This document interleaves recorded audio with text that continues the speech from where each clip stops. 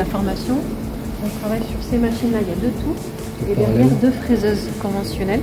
Donc en fait c'est le métier entre guillemets d'avant qui est encore utile aujourd'hui. Si vous voulez, c'est l'usinage de la pièce avec des commandes manuelles.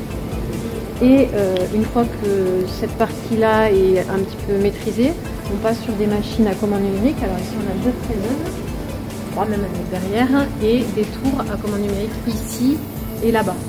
Et donc du coup, on est formé au tournage et fraisage sur commande numérique. Voilà. Et donc du coup, ça va permettre la création de pièces. Alors il y en a à l'entrée, vous pouvez les regarder, de différentes matières, rentrer un programme dans la machine, savoir le lire, contrôler avec des outils de contrôle très précis. Donc ça nécessite beaucoup de rigueur. Et voilà, c'est ça le principe de l'usine. Alors on va travailler sur différents domaines. Ça va de l'aéro, en passant par l'agroalimentaire, ça peut être aussi le médical. Vraiment, c'est l'usinage, pour ça, c'est très vaste. C'est vrai qu'ici, le bassin fait que beaucoup d'entreprises sont basées aéro, mais pas que. On peut vraiment avoir différents domaines de fabrication de pièces dans l'usinage. Okay. C'est la même machine qui sert à créer des pièces autant pour le médical que pour l'aéro. Oui, tout à fait. C'est pas la machine qui va dire que telle pièce va être bonne pour le médical. Okay. Non, c'est vraiment. En aéro, c'est beaucoup d'alu. En aéro, c'est beaucoup d'alu. Alors pas forcément. Pas forcément. Là, par exemple, dans l'entreprise où je suis, c'est beaucoup plus ce qu'on appelle des matériaux réfractaires. D'accord. Voilà. Donc ça dépend vraiment en fait de l'usage derrière. L'utilisation d'un matériau va dépendre vraiment de l'usage de... Quand vous vous êtes orienté vers l'industrie, est-ce que vous aviez un passé de bricoleuse? Absolument pas. Non. Je bricolais que les corps humains.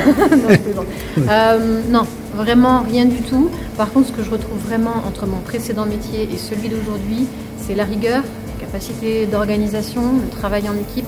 Ça, c'est le même. On demande vraiment une rigueur. Moi, j'avais des dosages très précis à réaliser dans mon précédent métier. Aujourd'hui, c'est des cotes très précises. Dans l'aéro, on est au centième, voire au micron. Et parce que la pièce après ira dans un moteur. Et par exemple, dans mon entreprise, c'est très important. Comment vous vous sentez du coup dans cette...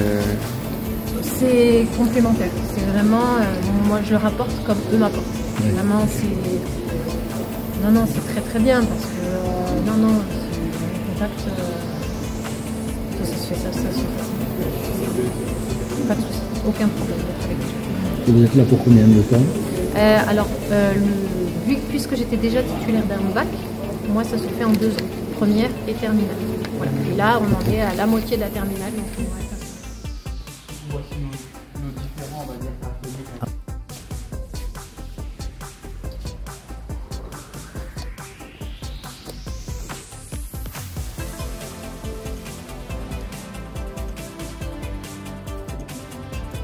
Ce genre d'engin, on va pouvoir avoir des TP différents et variés.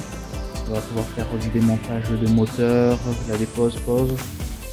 Pour tout ce qui va être structure, on a différents capots ou différents matériels à réparer. Ça peut être percé, ça peut être trouvé. Et la maintenance hélico, c'est à part de la maintenance aéro en général? C'est compté comme de l'aéro. C'est compté comme de l'aéro, c'est pareil. Nous sommes en train d'effectuer.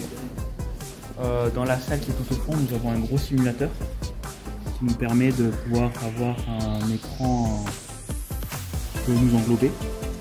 Et nous, on s'est amusé à créer un simulateur sur lequel on puisse se perfectionner en regardant des essais, par exemple, des jeux. Et ça nous permet de travailler sur tout ce qui va être la partie signature, avec tout ce qui va être le pad privé ou l'installation d'aéro.